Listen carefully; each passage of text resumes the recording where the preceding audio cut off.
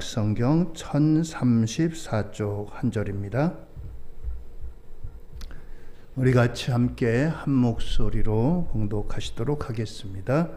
53장 5절입니다. 그가 찔림은 우리의 허물 때문이요 그가 상함은 우리의 죄악 때문이라. 그가 징계를 받음으로 우리는 평화를 누리고 그가 채찍에 맞음으로 우리는 나음을 받았도다. 아멘. 할렐루야. 오늘도 하나님의 은혜와 축복이 우리 모두에게 함께 하시기를 바랍니다. 오늘 21과입니다. 메시아와 베들레헴의 목동, 이런 주제가 되겠습니다. 지금 성경을 역사적으로 지금 보고 있습니다. 지금 역사적으로 어느 순간에 와 있냐? 이스라엘이라고 하는 하나님의 택한 백성, 하나님의 나라가 둘로 나눠졌습니다.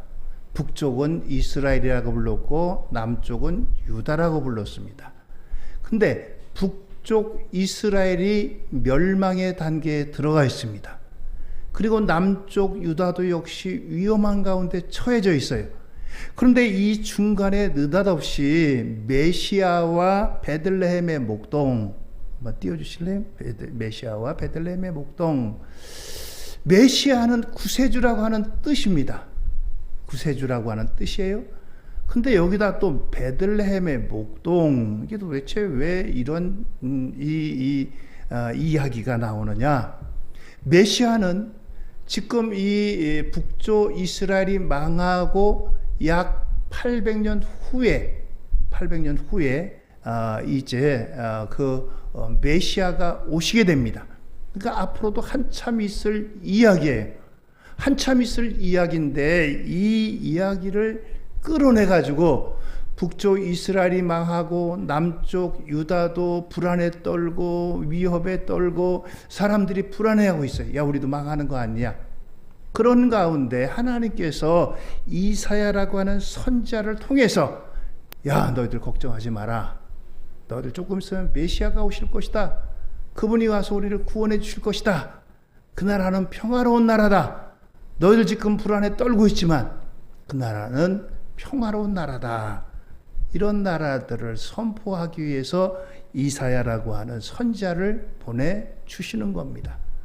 오늘 저와 여러분들, 우리에게 오늘도 이 말씀들을 통해서 위로가 되고 격려가 되고 힘이 되고 또한 우리 신앙에도 깨어 경성하는 그러한 말씀이 될 수 있기를 바랍니다. 왜냐하면 이 당시에도 한참 먼 얘기 같지만 약속하신 대로 메시아 되시는 예수님이 이 땅에 오셨어요. 오늘 우리가 이 땅에 살면서 예수님 다시 오십니다. 예수님 만왕의 왕으로 오십니다. 아이고, 지금 어제나 오늘이 똑같은데 뭐 예수님이 어떻게 오셔? 언제 오셔? 그럴지 모르지만 반드시 예수님은 다시 오시게 됩니다. 오늘 저와 여러분들에게 주시는 교훈과 권면이 함께 있기를 주의 이름으로 부탁을 드립니다. 자, 그러면 이 메시아와 베들레헴의 목동, 이 이야기는 첫째는 이사야를 통한 미래 이야기, 그리고 또 이사야를 통한 메시아 이야기. 이사야를 통한 미래 이야기는 무슨 얘기냐?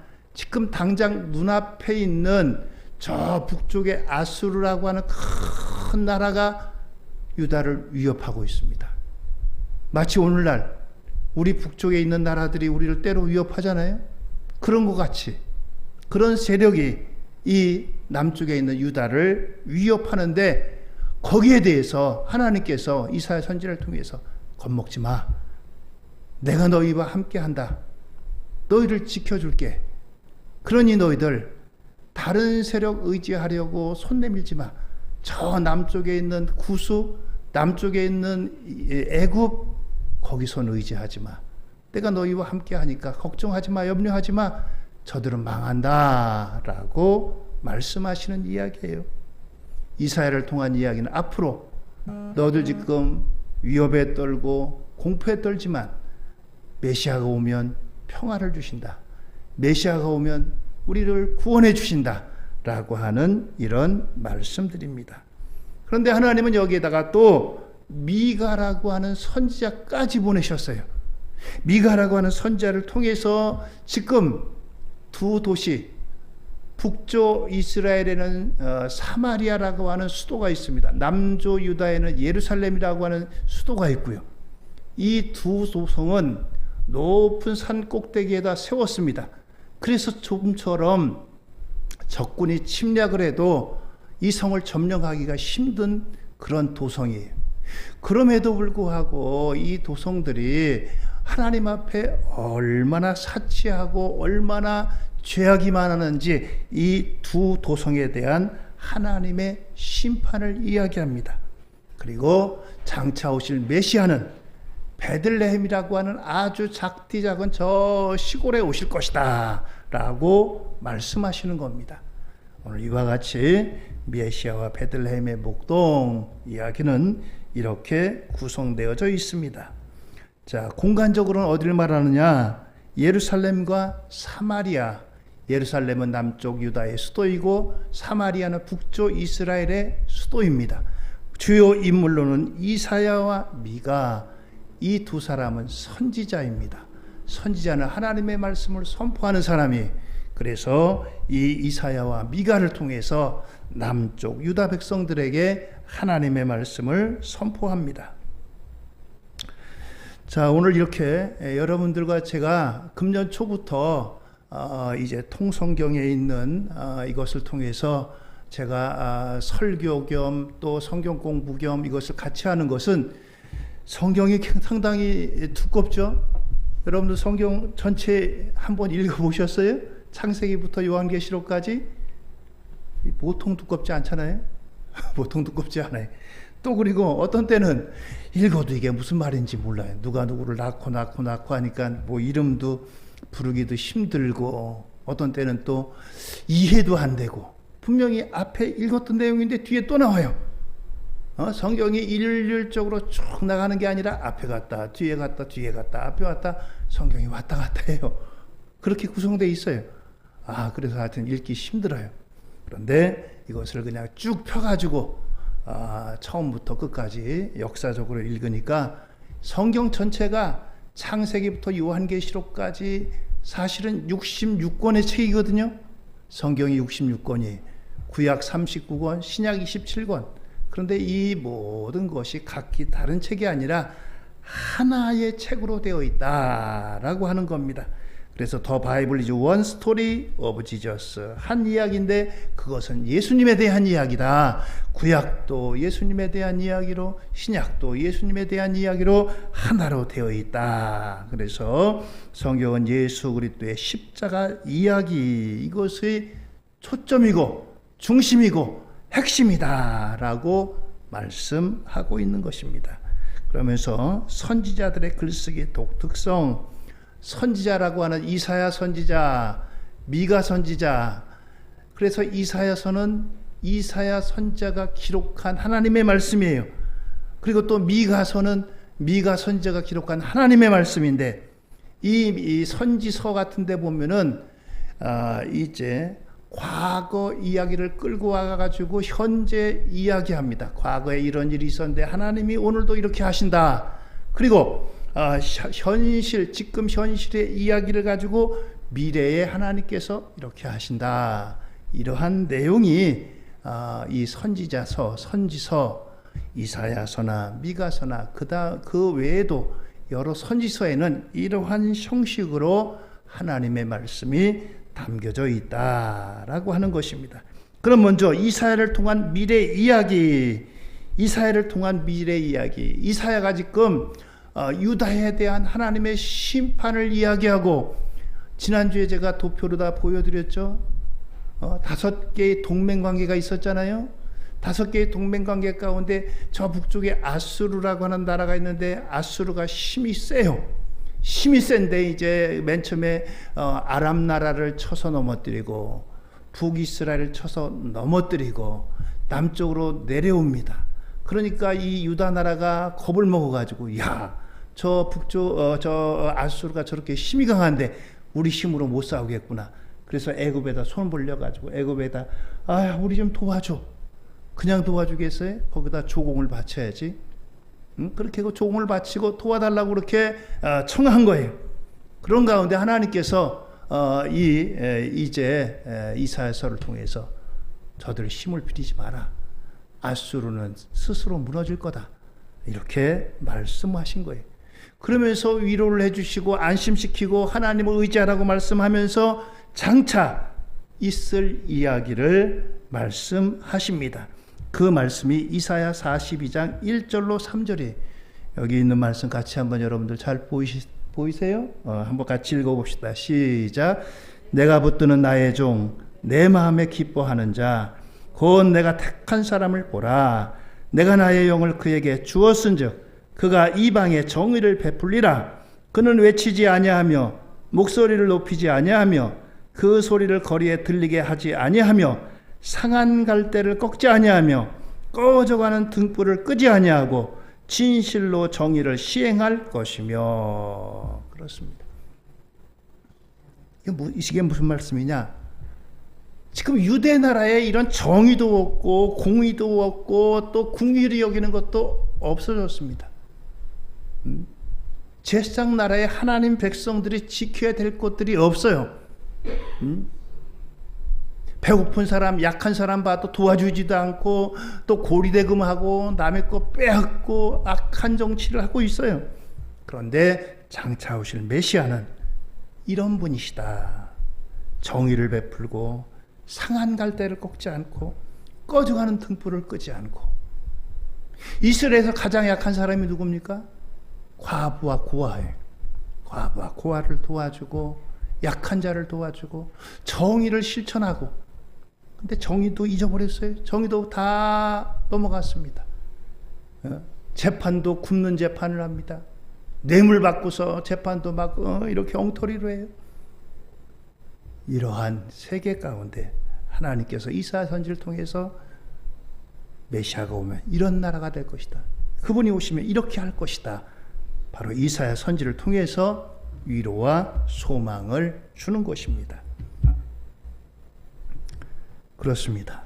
그래서 주전 8세기 이사야를 통한 예수님의 공생의 시작과 끝 밑그림을 하나님께서 보여주십니다. 이사야 선지자가 가운데 있죠. 이사야 선지자를 통해서 시작은 세례 요한을, 그리고 마지막은 십자가 사역을. 오실 메시아의 시작은 세례 요한으로부터 시작합니다. 세례 요한이 무슨 얘기했어요? 회개하라, 천국이 가까웠느니라. 하나님의 아들 메시아가 오신다. 그분을 영접하라.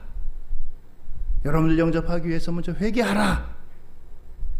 바로 그 일을 세례 요한을 통해서 하십니다. 그리고 마지막은 십자가에서 예수님이 일곱 말씀 가운데 아버지 내 영혼을 아버지 손에 부탁하나이다. 여호와 이제 주는 우리 아버지시니이다. 이 이사야의 말씀은 이와 같은 말씀이 이미 예언되어져 있어요. 자, 여러분들 쉽게 요즘 말로 하면 예를 들어서 다음 차기 대통령은 누구일까? 어디 출신일까? 그런 거를 이야기한다면 여러분들 글쎄 조금 그래도 눈이 띄어지시고 그런 분들은 할 수도 있고 그렇겠지만 그것도 쉽지 않은 일이죠. 당장 내일 일도 모르는데. 그런데 앞으로 수백 년 후에 있을 일을 이사야 선지자는 오실 메시아는 이런 일을 할 것이다. 그분 전에 와서 이렇게 외치는 자의 소리여 이르되 너희는 광야에서 여호와의 길을 예비하라, 사막에서 우리 하나님의 대로를 평탄하게 하라. 이런 말씀을 선포할 것이다. 세례 요한이라는 사람이 실제로 이렇게 말씀했어요. 예언의 말씀이 선포됐습니다. 이와 같이 이사야 선지자는 이러한 예수님의 시작과 끝, 그리고 중간에 예수님이 어떻게 사역할 것인지 이와 같은 일들을 하나님의 선지자를 통해서 선포하시는 겁니다. 그래서 이 백성들에게 때로는 절망에 빠져 있어요. 그렇게 하나님이 왕정 세우지 말라고 했는데도 왕을 우리에게 주세요.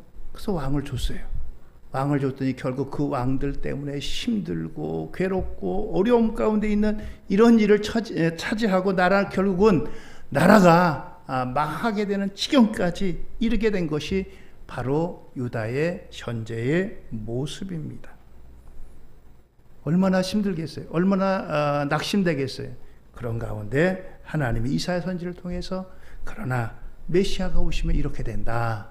그러니 거기에 소망을 가져라 라고 말씀을 선포하는 겁니다. 제사장나라, 우선 한민족과 모든 민족, 이것은 지난번에 말씀드렸기 때문에 넘어가고요. 이사야를 통한 메시아 이야기, 이사야서에 나타난 메시아 예수님, 메시아라고 하는 것은 구원자라고 했어요. 구원자라고 하는 의미는 쉽게 말해서 물에 빠졌어요, 한 사람이. 근데 이 사람은 수영을 칠 줄도 몰라요. 수영 칠 줄도 안다면 자기가 수영 쳐가지고 나오면 되겠죠. 수영도 못쳐, 허부적 빠져가요, 죽어져가요. 그런데 누군가가 그를 구해내지 않으면은 그 사람은 죽고 말아요. 그런데 저쪽에서 있던 사람이 보고서 밧줄을 던집니다. 여러분, 내가 밧줄 던지니까 자꾸 나오시오. 밧줄을 던져줍니다. 근데 밧줄이 눈앞에 있어요. 그래도 밧줄을 잡아야죠. 밧줄이 왔다고 다 사는 건 아니잖아요. 밧줄을 잡아야지 끌어내와가지고 이 사람이 사는 겁니다. 이거를 구조했다, 구원했다라고 하죠. 구원해 낸 사람, 이 사람이 바로 구세주라고 하는 뜻이에요. 물에 빠져서 죽는 사람처럼 죄 때문에 죽어가는 사람을 구원하는 거, 살려내는 거, 죽지 않게 하는 사람, 그분이 바로 구세주 메시아라고 하는 것입니다. 자, 이사야 9장에 나타난 예수님의 모습, 평강의 왕, 전능하신 하나님. 이사야 9장 6절입니다. 이는 한 아기가 우리에게 낳고 한 아들을 우리에게 주신 바 되었는데 그의 어깨는 정사를 메었고 그의 이름은 기묘자라, 모사라, 전능하신 하나님이라, 영존하신 아버지라, 평강의 왕이라 할 것임이라. 마태복음에 있는 말씀과 똑같죠. 오시는 분은 이런 분이다. 전능하신 분이다. 평강의 왕이다. 영원하신, 영존하신 아버지다. 그리고 이사야 53장에 나타난 예수님의 모습. 그가 찔림은 우리의 허물 때문이요 그가 상함은 우리의 죄악 때문이라. 그가 징계를 받음으로 우리는 평화를 누리고 그가 채찍에 맞음으로 우리는 나음을 받았도다. 유대인들이 이사야 53장은 안 가르친대요. 유대인들은 구약만 믿거든요. 구약만 믿는데 이사야 53장은 외면합니다. 왜? 이것이 메시아에 대한 예언이고 메시아가 예수라는 것을 알기 때문에 자기들에게 이제 이 이사야 53장을 알려주지 않는다는 거예요. 그래서 이 메시아는 어느 날 갑자기 오시는 게 아니라 이렇게 예언되어 있고 준비되어 있고 하나님께서 준비하셨다가 하나님의 때에 이 땅에 보내신 거예요. 그냥 어느 날 갑자기 와가지고 내가 메시아다 이렇게 한 게 아니라 하나님이 준비하고 준비했다가 이런 말씀으로 메시아는 이렇게 오실 것이다, 이런 분이시다 라고 하는 것을 이제 선지자들을 통해서 하시는 말씀인 겁니다. 메시아, 또 다른 말로 그리스도 그러잖아요. 그리스도란 말은, 메시아는 이제 쉽게 말해서 헬라어입니다. 메시아는 이제 유다 말입니다. 그런데 여기에 대해서 헬라어는 그리스도는 크리스토스는 기름 부음 받은 자라고 하는 뜻이에요. 예수 그리스도 그러잖아요. 예수 그리스도. 예수는 개인 이름이에요. 그리스도는 기름 부음 받은 자. 뭐 윤석열 대통령 그러면 앞에는 개인 이름이고 대통령은 직함이잖아요. 그거랑 똑같습니다. 근데 기름 부음을 받는다라고 하는 의미는 뭐냐? 기름 부음은 세 종류의 사람이 기름 부음을 받습니다. 첫째는 제사장. 제사장은 죄를 용서해 주는 사람이잖아요. 아론이 기름 부음을 받았습니다. 두 번째는 왕이 기름 부음 받아요. 누가 기름 받았냐? 다윗이 기름 부음 받는데 그는 3번이나 받았어요. 또 한 사람은 선지자예요. 선지자도 하나님께서 세우실 때 기름 부어줘요. 그런데 이 예수님은 이 세 가지를 갖고 있습니다. 제사장, 왕, 선지자. 예수님은 하나님과 우리 사이에 중보자 되세요. 예수 이름에 우리의 구원의 능력이 있습니다. 누구든지 죄 사함 받습니다. 영접하는 자 곧 그 이름을 믿는 자들에게 하나님의 자녀가 되는 권세를 주셨으니. 예? 그래서 예수님을 영접하고 믿는 사람은 구원을 얻습니다. 그리고 또한 예수님은 만왕의 왕이세요. 그리고 또한 선지자가 되시고요. 예수님께서 앞으로 미래에 있을 마지막 때에 대해서 말씀하시고 그러잖아요. 오늘 이와 같이 기름 부음, 그러니까 메시아나 그리스도나 같은 뜻입니다.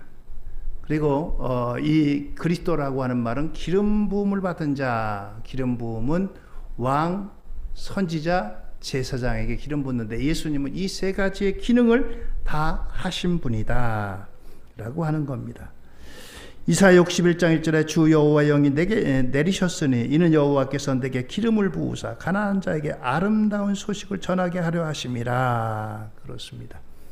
이와 같이 예수님을 통해서 가난한 자에게, 심령이 가난한 사람, 물질이 가난한 사람, 가난한 사람에게 이와 같이 아름다운 소식, 복음, 구원의 말씀을 전하게 하려 하심이라 라고 하는 거예요. 복음은 가난한 자에게, 배고픈 사람에게 복음입니다. 여러분들 배부른 사람에게 음식이 아무리 맛이 있은들 그것이 얼마나 도움되겠어요? 그러나 배고픈 사람에게는 그 어떤 것도 꿀맛입니다. 배고플 때 우리가 느껴봤잖아요. 뭐 반찬이 있고 없고가 문제 아니라 웬만하면 다 꿀맛같이 우리가 먹잖아요. 영적으로 심령적으로 가난한 사람, 나는 하나님의 은혜가 필요합니다. 하나님 나에게 은혜 부어주세요. 세상의 것으로 아무리 채우려고 했는데 채워지지가 않아요.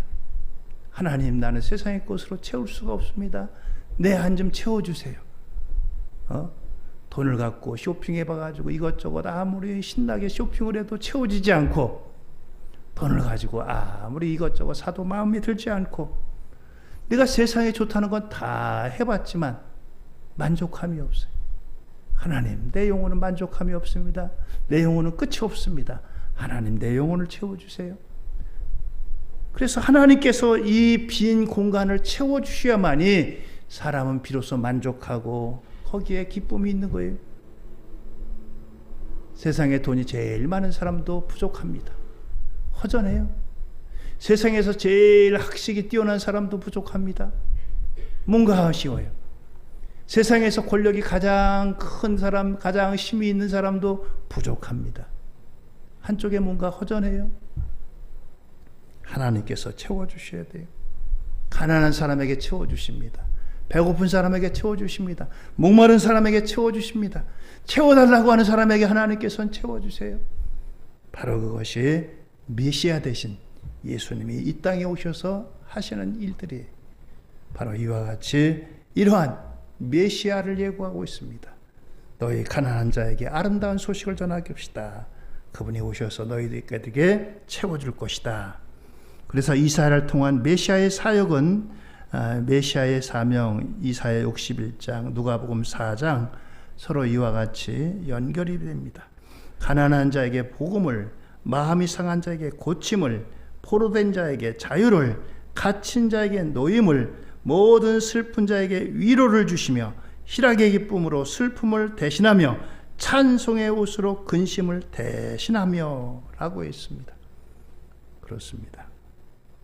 오늘 이 메시아는 단순히 우리를 죄에서 구원할 뿐만 아니라 이 땅에서도 하나님께서 이와 같이 마음이 상한 자에게 고침을, 포로된 자에게 자유를, 갇힌 자에게 노임을, 이와 같은 은혜를 베풀어 주시는 분이, 단지 우리를 죄에서 구원하는, 죽고 난 다음에 우리는 다 천당가, 이것으로만 끝나는 것이 아니고 현실 세계에서도 하나님께서 이처럼 고침과 자유와 노임을 주신다는 거예요.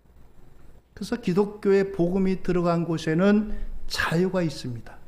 자유가 있어요. 남의 종교 험담한다는 뜻은 아니니까 여러분들이 한번 들어보세요. 이슬람 보면 여러분들이 보면은 어때요? 특별히 여자분들에 대해서는 굉장히, 여자들에 대해서는 차별이 많잖아요. 얼마 전까지 사우디아라비아 같은 나라도 여자가 혼자 운전을 못했어요. 남자가 동승하든지 같이 했었어요. 근데 하도 세상에서 말이 많으니까 겨우 허락했어요. 얼마 안 됐어요, 그게. 지금도 뒤집어 써야 돼요.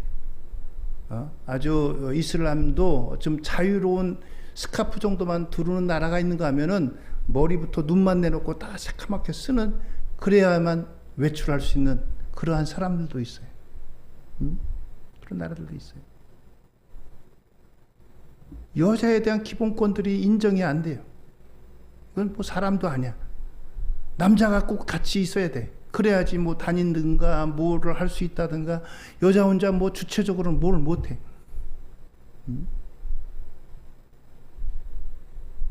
자유가 들어가고 복음이 들어갈 때, 예수님의 복음이 들어갈 때 그런 나라가 자유함을 얻습니다. 히잡을 벗어버리고 또 그것들을 다 벗어버리고.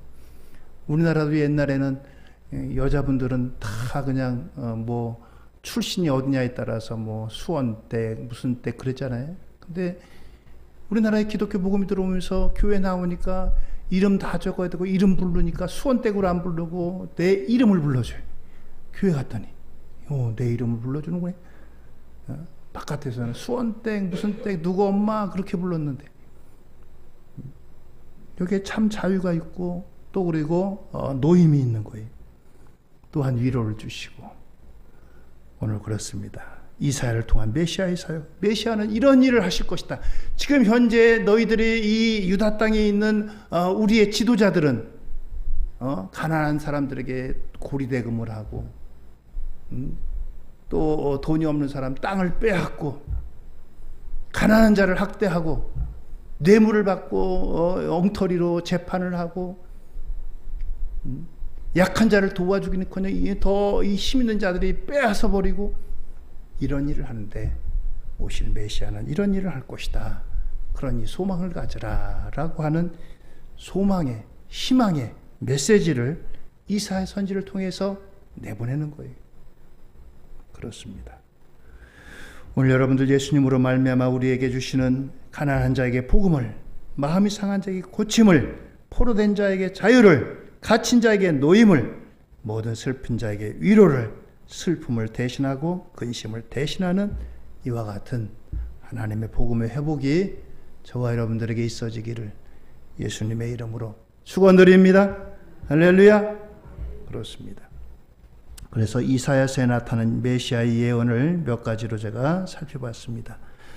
이사야 7장 14절입니다. 그러므로 주께서 친히 징조를 너에게 주실 것이라. 보라, 처녀가 잉태하여 아들을 낳을 것이요 그의 이름을 임마누엘이라 하리라. 그렇습니다. 마태복음 1장 24절에 말씀하고 있잖아요. 그리고 이사야 9장 6절입니다. 이는 한 아기가 우리에게 낳고 한 아들을 우리에게 주신 바 되었는데 그의 어깨에는 정사를 메었고 그의 이름은 기묘자라, 모사라, 전능하신 하나님이라, 영존하신 아버지라, 평강의 왕이라 할 것임이라. 또 이사야 44장 22절입니다. 내가 내 허물을 빽빽한 구름같이 내 죄를 안개같이 없이 하였으니 너는 내게로 돌아오라. 내가 너를 구속하였음이니라.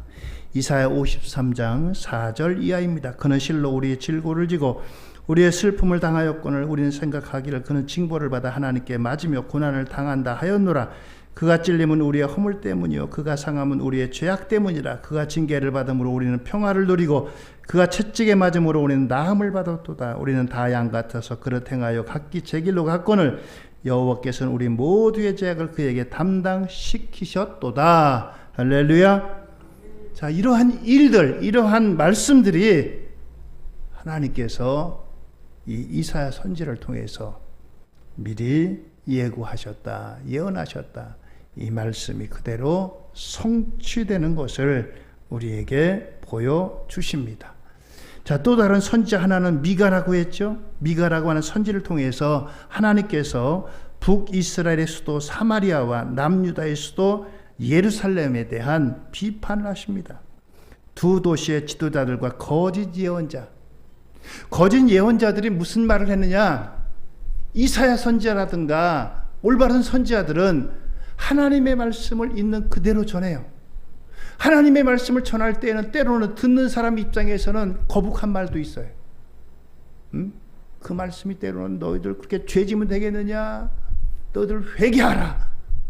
그런 말 듣는 백성들은 사실 마음이 그렇게 좋겠어요? 회개하라고 잘못했다 그러는데, 그런데 올바른 선지자는 하나님의 말씀을 올바로 전해요.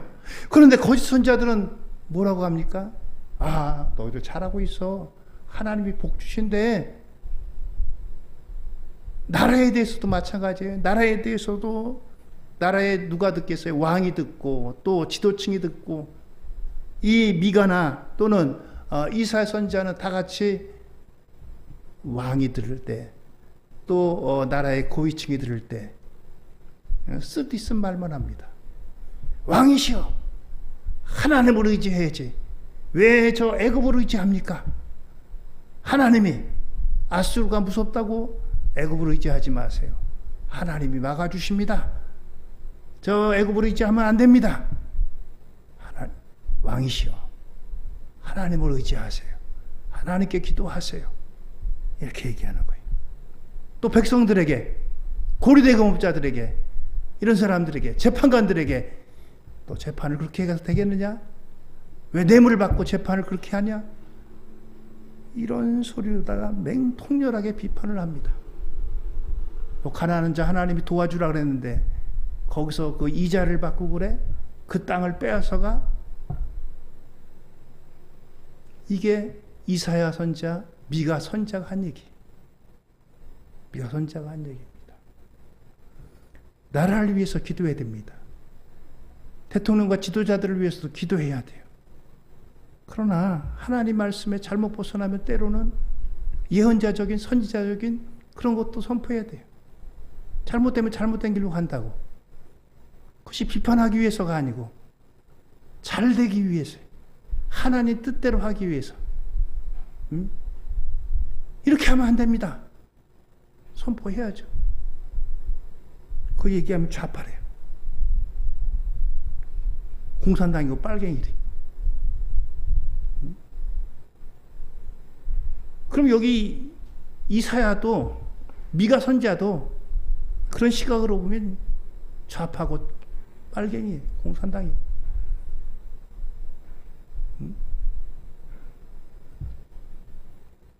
우리가 성경을 바로 봐야 돼요. 성경을. 무작정 비판만 하는 것이 아니라 하나님의 시각을 가지고 잘못된 거 잘못됐으니까 우리가 이렇게 합시다. 올바른 길로 갑시다. 성경을 통해서 여러분들 우리가 하나님의 시각을 가져야 돼요. 하나님께서 원하시는 하나님의 나라, 하나님의 시각을 가지고 그렇게 나가야 돼요. 하나님이 원하시는 게 뭔가? 하나님의 마음이 어디 있는가? 하나님의 마음이 어디 있는가? 미가를 통해서 하나님께서 두 도시를 심판해요. 비판해요. 왜요? 하나님의 올바른 방향으로 나가라고. 잘못된 길로 가고 있다. 너희들 이러면 안 된다.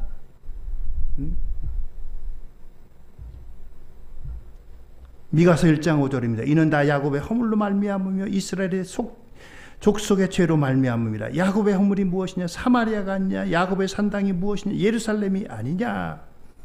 하나님의 성전인 예루살렘에 또 그리고 저 북쪽에다가 세우는 사마리아 성에다 우상의 제단을 만들었고 이게 우리 하나님이다. 금송아지 만들어 놓고 그렇게 했던 게 바로 이스라엘이고 유다인 거예요.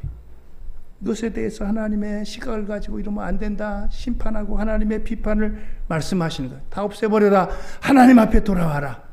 회개하라. 이것이 이제 이사야 미가서에서 주시는 교훈 권면인 것입니다. 예루살렘 성이나 사마리아 성은 사실 앞에도 말씀드렸듯이 높은 곳에 있어요. 아래쪽에서 위로 올라가는 게 힘들잖아요. 위에서 아래로 싸우는 것은 쉽지만 지금이야 뭐 비행기가 있고 뭐 이런 미사일이 뭐 높은 데도 올라가고 그러지만 옛날에야 활 기껏해서 활로 쏴가지고 공격하고 그렇게 해가지고 싸우는 건데 저 아래쪽에서 위쪽 싸우려니까 얼마나 힘들겠어요. 높은 데 있어요. 예루살렘 성도 또 사마리아 성도. 그런데 이 예루살렘 성이나 사마리아 성이 무너집니다. 그들이 믿고 야 우린 높은 데 있어. 우리 성은 튼튼해. 그런데도 무너져요. 왜요? 하나님께서 무너뜨리는 것을 하나님의 계획 삼으셨어요. 왜요? 그들이 너무나 잘못된 길로 죄악된 길로 가기 때문에 하나님이 안 되겠다. 너희들 좀 고쳐야지. 고치려면 어떻게 해요? 다 뜯어 고쳐야 돼요. 집도요 웬만하면 다 허물어져 가고 그럴 때 중간중간에 보수하려면 너무너무 힘들고 돈도 많이 들고 얼마 못 가서 또 고쳐야 돼. 그러려면 차라리 다 부수고 새로 지어야 돼. 이스라엘도 유다도 마찬가지예요. 예루살렘도 사마리아도 너무너무나 여기 터지고 저기 터지고 여기 깨지고 저기 깨지고 볼품이 없어요. 하나님이 안 되겠다. 이들을 다시 완전히 쓸어버리고 새롭게 하나님이 시작하시려고 예루살렘 사마리아 성을 다 무너지게 하신 거예요. 무너지게 하시고 새롭게 출발하려고. 예루살렘 성 사마리아 성 그들은 튼튼하게 쌓습니다. 지대 자체가 높은 데 있어요. 그럼에도 불구하고 함락되고 무너지는 겁니다. 사람이 아무리 준비한다고 난공불락같이 쌓는다고 할지라도 하나님께서 부르시면 하루아침에 그것이 누구시겠냐? 한 젊은 청년이 예수님의 복음을 듣고 나도 제자가 되겠습니다. 그랬더니 그래 너 십계명 지켰냐? 예 지켰습니다. 그럼 너 가지고 있는 거 다 팔고 나 따르라. 그러니까 근심하며 갔다 그랬어요. 난국불락의 성 아무리 쌓아도 이것 가지고는 지킬 수가 없습니다. 그래서 하나님께서는 이와 같이 예루살렘을 건축하고 그러지만 하나님께서 공의와 정의가 사라진 그 성을 결코 지킬 수가 없다라고 하는 겁니다. 쭉 뒤로 넘어가서 주존 8세기 미가를 통한 다윗과 예수님의 공간 이야기. 다윗과 예수님 중간에 있습니다. 조금 더요. 예. 다윗과 미가 그리고 예수님, 다윗과 미가 사이엔 약 200년간의 시간적인 차이가 있고 미가와 예수님은 약 800년간의 시간적인 차이가 있습니다. 미가서를 통해서 다윗이 베들레헴에서 예루살렘으로 또 예수님은 예수님이 베들레헴에서 탄생하시고 예루살렘에 승천하시는 이와 같은 것들을 미가서를 통해서 증거합니다. 미가서에 보면은 이런 말씀이 있어요. 미가서 5장 2절 한번 볼까요? 미가서 5장 다음 거. 네. 베들레헴 에브라다야 너는 유다 족속 중에 작을지라도 이스라엘을 다스릴 자가 내게서 내게로 나올 것이라. 그의 근본은 상고에 영원에 있느니라. 이스라엘의 중심은요 언제나 예루살렘입니다. 성전도 그렇고 수도도 그렇고 모든 것이 예루살렘 중심이에요. 그런데 하나님의 아들 되신 메시아가 오시려면 적어도 이 예루살렘에서 오셔야지 사람들이 야 예루살렘 도성에 영광된 데서 오셨구나 그렇게 다 알 텐데 그 옆에 있는 아주 조그만 동네 베들레헴에서 왔어요. 성지순례를 가보시면 예루살렘은 큰 성입니다. 큰 도시예요. 근데 베들레헴은 조그만 동네예요. 조그만 동네. 이 베들레헴은 예루살렘은 좀 높은 데 있지만 여기는 그렇게 높지도 않고 그리고 주로 평지입니다. 여기는 주로 양이 많아요. 양이 많아가지고 목자들이 많습니다. 예수님이 탄생했을 때 목자들이 와서 예수님을 경배했잖아요. 목자들이 많기 때문에 그래요. 이 작은 고을로 왜 오시게 했을까? 하나님의 아들이 오신다는데 굉장히 의미가 있는 곳 아니겠어요? 어디서 오셨는지? 작은 도성에서 왔습니다. 작은 도성에서. 그런데 이 작은 데서 온 것은 이처럼 하나님의 시각이 큰 데 있지 않다는 거예요. 작은 데 있다는 것입니다. 낮은 곳에 있다는 거예요. 작은 곳에 그리고 이 작은 곳 가운데서도 말구이에 오시죠. 말구이가 뭡니까? 말이 먹는 여물통 먹는 그러한 곳이 예? 따뜻한 집에서 오신 것도 아니고 말구이에서 오셨어요. 사람인데 사람이 말구이로 태어났어요. 얼마나 지저분해요. 얼마나 냄새나요. 예수님이 이 땅에 오신 것은 왕으로 높은데 사람들이 알아보게 야 왕이 왔구나 알아보는 게 아니라 작은 곳에 저 시골 구석에 그것도 저 말들 냄새나는 그 말구이에 예수님이 이 땅에 오셨습니다. 이것이 미가서에 예언되어져 있어요. 이사야서와 미가서는 이와 같이 현실과 함께 앞으로 장래 있을 일에 대해서 하나님의 시각을 가지고 이스라엘 백성들에게 하나님의 나라가 임할 것이다. 메시아가 이 땅에 오실 것이다. 메시아가 올 때 이런 나라가 될 것이다. 이러한 소망을 우리에게 안겨주고 있습니다. 오늘 저와 여러분들 살아가는 우리 모두에게 주님이 이 땅에 다시 오신다고 하신 말씀을 기억하고 예수님 언제 오시더라도 우리가 주님을 기쁘게 맞이할 수 있는 저와 여러분들 되기를 주의 이름으로 축원드립니다. 800년 후의 일을 800년이면 여러분들 우리 인생 한 80작품이 10번 태어나고 10번 저거 해야 돼요. 그럼에도 불구하고 하나님의 나라를 그들에게 선포하고 위로하고 소망을 주고 있어요. 우리에게 무엇보다도 주님 다시 오실 이 기쁨의 영광을 바라보고 이 땅에서 믿음 생활 잘하고 주님을 신실하게 믿는 믿음 생활 잘하시는 저와 여러분들 다 되기를 예수님의 이름으로 축원드립니다. 할렐루야. 기도하시겠습니다.